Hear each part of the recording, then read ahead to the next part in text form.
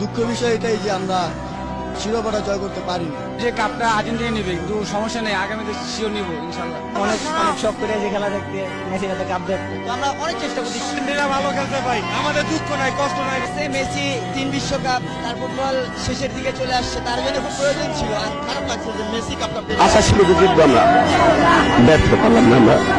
অনেক কষ্ট পাচ্ছি, তারপরও মেনে নিতে হচ্ছে। মানে লাখ কিছু না, ব্যাড লাক ফর আর্জেন্টিনা। ডিমারিয়ারে বেঞ্চে বসে রাখছে, লাভের চিনে উঠাইছে, যেগুলো কোন ধরনের খেলা।